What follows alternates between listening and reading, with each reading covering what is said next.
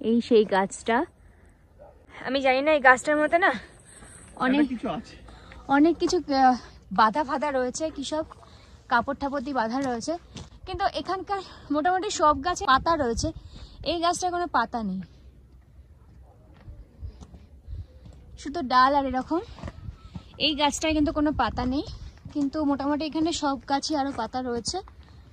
এই যে আমরা নেক্সট পয়েন্টে চলে এসেছি। আমার মুখ আর দেখতে হবে না তোমাদেরকে, তোমরা জাস্ট জায়গাটা দেখো, আর সব থেকে দেখো এই গাছটা দেখো। এই গাছটা কিন্তু একটা কথা বলছে কিছু, যাই হোক আমি পরে বলছি কি কথা বলছে। তো আগে জায়গাটা দেখে নাও সুন্দরভাবে। ফগে ঢেকে গেছে যদিও, কিন্তু তবুও ব্যাপারটার মধ্যে একটা সেই লাগছে। নিচটা ঠিক এরকম দেখতে লাগে, এর থেকে নিচে যেতে পারবো না আমি, তাহলে আমি একদম উপরে চলে যাব। এবার বলি, আর এই হচ্ছে জায়গাটা, এই জায়গাটার নাম হচ্ছে সুইসাইড পয়েন্ট।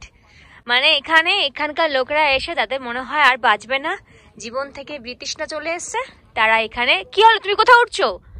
ইয়ার্কি মারছো নাকি? ইয়ার্কি মারছো? আমি ইয়ার্কি মারতে বলিনি তো। এটা হচ্ছে সেই সুইসাইড পয়েন্ট যেখান থেকে মানুষের ঝাঁপ দেয়, এখানে পড়ে আর তাকে আর খুঁজে পাওয়া যায় না নিচে। তো এটা হচ্ছে সুইসাইড পয়েন্ট, এটা একটা পয়েন্টের মধ্যেই পড়ে। তোমাদের সঞ্জয় দার কেরামতি দেখতে পাচ্ছ তো, দিস ইজ ভেরি ব্যাড। কিছু কিছু জায়গাতে বিশেষত্ব কিছু আছে, ঠিক আছে, এখানে এসে কেরামতি দেখানোর কোনো মানে হয় না। কিন্তু নিচে নামো, না নিচে নামো, আমি ফটো তোলা হয়ে গেছে এইভাবে, আমার এখানে ফটো তোলা হয়ে গেছে, নিচে নামো। আরে ফটো তুলবে না, ওখান থেকে নামো। জায়গা বিশেষ একটা ব্যাপার থাকে, এটা সুইসাইড পয়েন্ট, এটা ইয়ার্কি মারার জায়গা না। দরকারটা কি আছে এখানে কোনো কিছু রিস্ক নেওয়ার?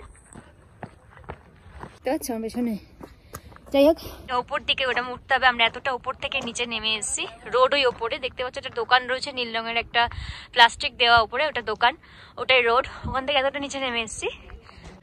তো চলো যাই হোক, এই উপরে উঠতে হবে। আমার ব্যাকটু করছি, দাঁড়াও।